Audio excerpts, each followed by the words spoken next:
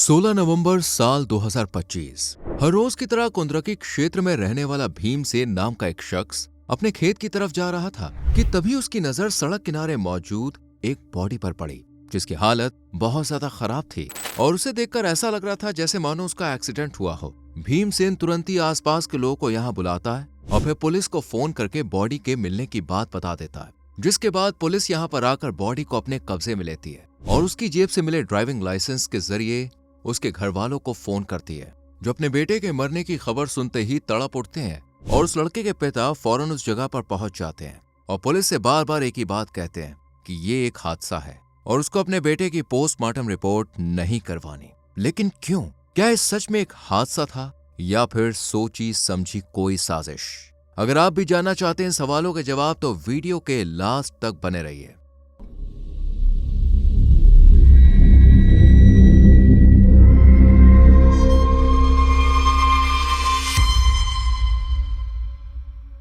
दोस्तों, इस case file की शुरुआत होती है उत्तर प्रदेश के संभल जिले से, जहां बहजोई नाम का एक शहर मौजूद है। इसी शहर में हजारों परिवार रहते हैं, जिनमें हिंदू, मुस्लिम, सिख, ईसाई सभी धर्मों के लोग शामिल हैं, जो बिना भेदभाव के मिलजुल कर एक दूसरे के सुख दुख में उनका साथ देने के लिए हमेशा तैयार रहते हैं। इन्हीं परिवारों के बीच एक परिवार था अनिकेत शर्मा का, जिसकी उम्र करीब 28 साल थी और वो अपने पेरेंट्स के साथ हंसी खुशी अपनी जिंदगी गुजार रहा था। अनिकेत के पिता का नाम था बाबूराम, जिनकी उम्र करीब 60 साल के आसपास है, जबकि अनिकेत की मां अभी सिर्फ 32 साल की थी। यानी एक तरफ जहां वो बाबूराम से करीब 28 साल छोटी थी, तो वहीं अपने बेटे यानी अनिकेत से सिर्फ 4 साल बड़ी थी। लेकिन कैसे, यही सोच रहे हैं आप? एक्चुअली में बाबूराम ने 2 शादियां की थी।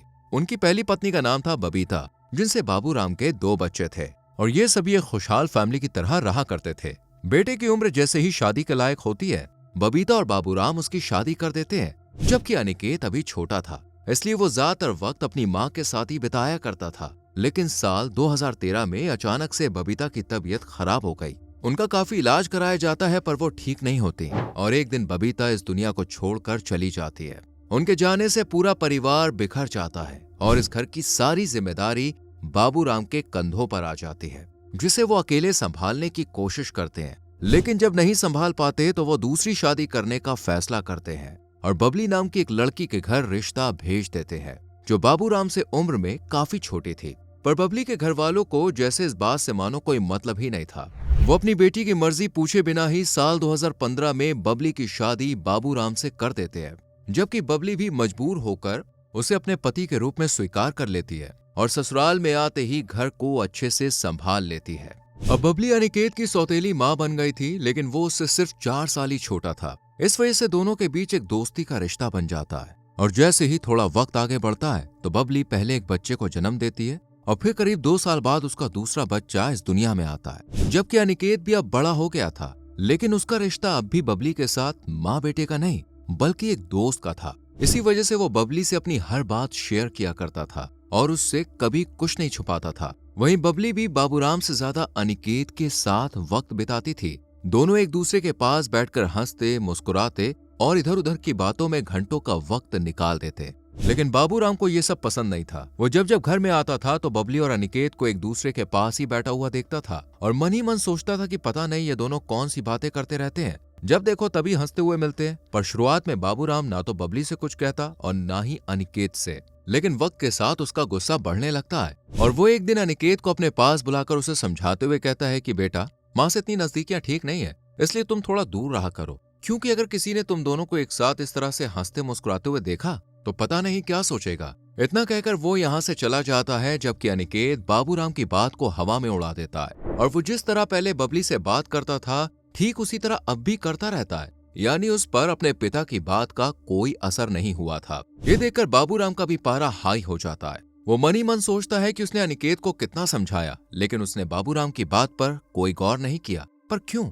यहीं से बाबूराम को बबली और अनिकेत पर शक होना शुरू हो जाता है। उसे लगने लगता है कि जरूर इन दोनों का अफेयर चल रहा है, तभी ये हमेशा एक दूसरे के साथ दिखाई देते हैं और वक्त के साथ ये शक और बढ़ता जाता है। अब बाबूराम अनिकेत पर नजर रखना भी शुरू कर देता है। वो जब भी अपनी माँ यानी बबली के साथ हंसी मजाक करता तो बाबूराम फौरन उसे डांट देता और उसे बबली से दूर रहने के लिए कहता, पर अनिकेत उसकी बात नहीं मानता। ये देखकर बाबूराम अपने गुस्से पर काबू रखते हुए अनिकेत को फिर से दोबारा समझाने की कोशिश करता है, लेकिन जब वो देखता है कि उसकी बात का अनिकेत पर कोई असर नहीं हो रहा है, तो वो अब उसे डांटना शुरू कर देता है और धीरे धीरे अब बात मारपीट तक पहुंच जाती है। बाबूराम का शक दिन पर दिन बढ़ता जा रहा था, इसलिए वो जब भी अनिकेत को बबली के पास देखता तो उसे बुरी तरह से पीटना शुरू कर देता, जिस वजह से कई बार तो अनिकेत को गहरी चोट भी लग गई थी। पर बाबूराम को कोई एहसास नहीं था, बल्कि वो गुस्से में अब हर रोज अनिकेत को मारने लगता है, जिसके चलते एक दिन अनिकेत पहली बार अपने पिता का हाथ पकड़ लेता है और उससे कहता है कि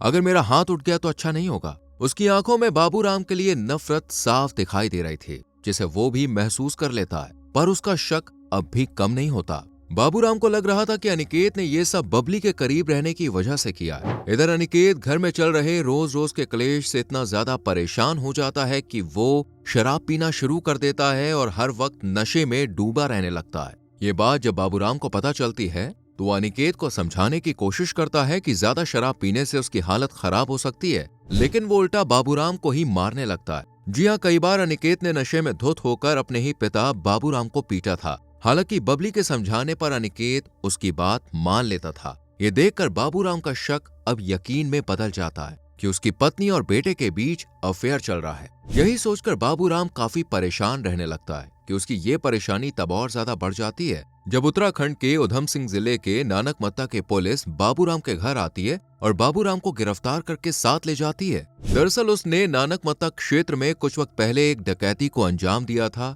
और पुलिस तभी से बाबूराम की तलाश में लगी हुई थी, जिसके बाद वो उसके घर आती है और बाबूराम को पकड़कर जेल में डाल देती है। अब घर में अनिकेत और बबली को बात करने पर रोकने टोकने वाला कोई नहीं था, जिस वजह से वो और ज्यादा करीब आ जाते हैं। वहीं बाबूराम जब जमानत पर जेल से बाहर आता है तो घर का माहौल उसे कुछ बदला बदला सा लगता है, जिसे देखकर बाबूराम समझ जाता है कि उसके जेल जाने के बाद पत्नी और बेटे के बीच की नजदीकियां और गहरी हो गई हैं और शायद ये रिलेशन भी बना चुके हैं। हालांकि ये सिर्फ बाबूराम के जहन का फितूर था। उसके मन में इस तरह की कई बातें घूम रही थी। वो अपने बेटे और बीवी को एक साथ इमेजिन करता और गुस्से में तिलमिला उठता है। बाबूराम को समझ में नहीं आ रहा था कि अब वो क्या करे और किसे अपनी प्रॉब्लम बताए। तब उसे अपने एक दोस्त आदेश कुमार का ख्याल आता है, जो पेशे से वकील था और अमरोहा में नौगावा सादात के रतनपुर गांव का रहने वाला था। बाबूराम बिना वक्त गवाए आदेश के पास पहुंच जाता है और उसे बबली और अनिकेत के रिश्ते के बारे में सब कुछ बता देता है। साथ ही आदेश से यह भी कहता है कि मैं अपने बेटे से बहुत ज्यादा परेशान हो चुका हूं,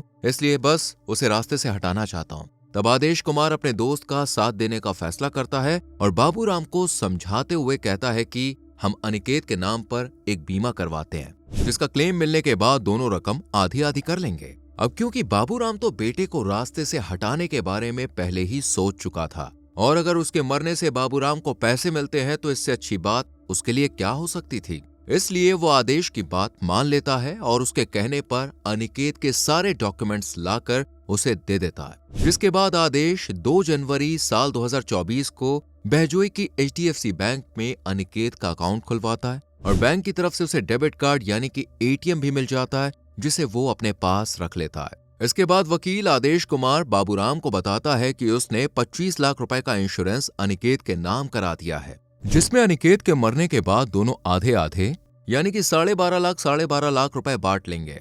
ये सुनकर बाबूराम खुश हो जाता है और अपने ही बेटे को मारने की प्लानिंग रचने लगता है, लेकिन उसे इस बात का जरा भी अंदाजा नहीं था कि जिस दोस्त पर उसने आंख बंद करके भरोसा किया है वो सबसे बड़ा धोखेबाज है। दरअसल आदेश ने 25 लाख का नहीं बल्कि 2 करोड़ 10 लाख का बीमा करवाया था, लेकिन उसने ये बात बाबूराम को नहीं बताई। आदेश ने सोच लिया था कि वो बीमे के पैसों से सिर्फ 12.5 लाख रुपए ही बाबूराम को देगा, जबकि बाकी के पैसों से जिंदगी भर ऐश करेगा। खैर बाबूराम जब अपने बेटे को मारने की फिराक में था कि इसी बीच उत्तराखंड के मुकदमे में पुलिस उसे दोबारा अरेस्ट कर लेती है और बाबूराम एक बार फिर से जेल पहुंच जाता है, लेकिन बीमे की किश्त वकील आदेश कुमार जमा करता रहता है, जिस वजह से बाबूराम को उस पर और ज्यादा भरोसा हो जाता है। वो जेल में बाबूराम से मिलने भी जाता है और खुद ही उसकी जमानत भी करवाता है। जमानत मिलने के बाद बाबूराम जेल से बाहर आता है और अगले ही दिन आदेश के साथ असलम उर्फ सुल्तान नाम के एक बदमाश से मिलने के लिए जाता है, जो रामपुर का रहने वाला था।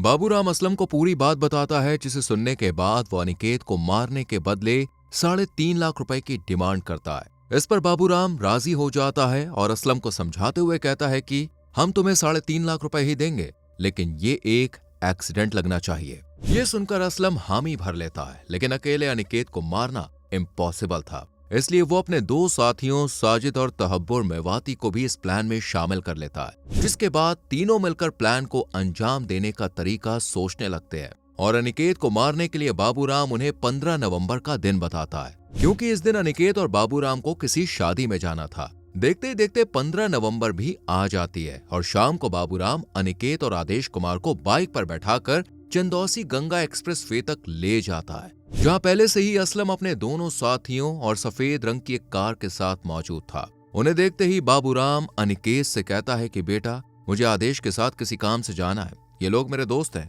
ऐसा करो कि तुम इनके साथ ही शादी में चले जाओ। इस पर अनिकेत भी राजी हो जाता है और तीनों के साथ कार में बैठकर चल देता है। लेकिन असलम उसे शादी में ले जाने के बजाय चंदौसी में मौजूद एक ठेके पर ले जाता है और उससे पूछता है कि वो कौन सी शराब पिएगा। तब अनिकेत अपना फेवरेट ब्रांड बता देता है, जिसके बाद शराब को देखते ही अनिकेत बेकाबू हो जाता है और फ्री की समझकर पूरी बोतल कटक लेता है। इसके बाद असलम उसे अपनी कार में बैठाता है और बिलारी में मौजूद एक ठेके पर फिर से कार रोक देता है, जहां अनिकेत को जमकर फिर से पिलाई जाती है। और अब वो नशे में इतना ज्यादा धुत हो चुका था कि ठीक से खड़ा भी नहीं हो पा रहा था। इसी हालत में असलम उसे कार में बैठाकर मुरादाबाद के कुंदरकी थाना क्षेत्र में ले जाता है और अनिकेत को मारने के लिए सन्नाटा होने का इंतजार करने लगता है। जैसे ही रोड पर लोगों का आना जाना कम होता है, वो अनिकेत को कार से उतारकर खेतों में ले जाता है और उसके दोनों साथी पूरी ताकत के साथ लोहे की एक रॉड से उसके सर पर लगातार वार करते हैं, जिस वजह से अनिकेत की जान चली जाती है।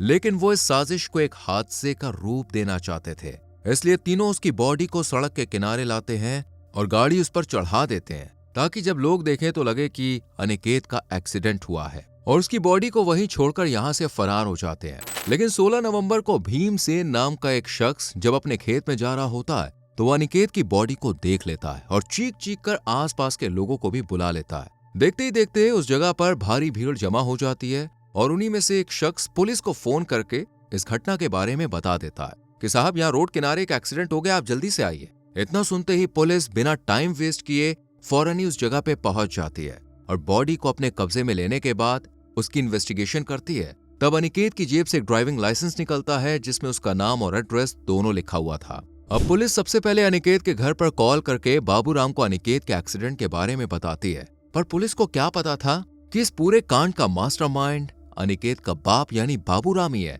खैर, वो अपना गुनाह छुपाने के लिए एक लाचार और बेबस पिता होने का नाटक करता है और बेटे की खबर सुनते ही रोना पीटना शुरू कर देता है। तब पुलिस उसे उस जगह पर आने के लिए कहती है जहां ये पूरा कांड हुआ, ताकि वो कंफर्म कर सके कि यही उसका बेटा है। थोड़ी ही देर में बाबूराम वहां पहुंच जाता है और अनिकेत की बॉडी को देखकर बिलक बिलक के रोने लगता है, जिससे पुलिस समझ जाती है कि यह बाबूराम का ही बेटा है। वो पुलिस से कहता है कि साहब, ये कल चंदौसी की एक शादी में गया हुआ था, मुझे नहीं पता कि इसके साथ क्या हुआ है। पुलिस बाबूराम को तसल्ली देते हुए बॉडी के लिए तहरीर देने के लिए कहती है, पर बाबूराम साफ मना कर देता है कि उसे किसी पर कोई कार्रवाई नहीं करनी है। पर पुलिस को अपना काम करना था, इसलिए वो बाबूराम से कह देती है कि जब तक पोस्टमार्टम नहीं होगा तब तक बॉडी नहीं मिलेगी। पर बाबूराम अब भी अपनी जिद पर अड़ा रहता है, क्योंकि उसे पता था कि अगर पोस्टमार्टम हुआ तो उसका काला चिट्ठा खुलकर सामने आ जाएगा, इसलिए वो बार बार मना करता है। लेकिन फिर पुलिस के जोर देने पर पोस्टमार्टम के लिए राजी हो जाता है, जिसके बाद अनिकेत का पोस्टमार्टम होता है और जो रिपोर्ट निकलकर सामने आती है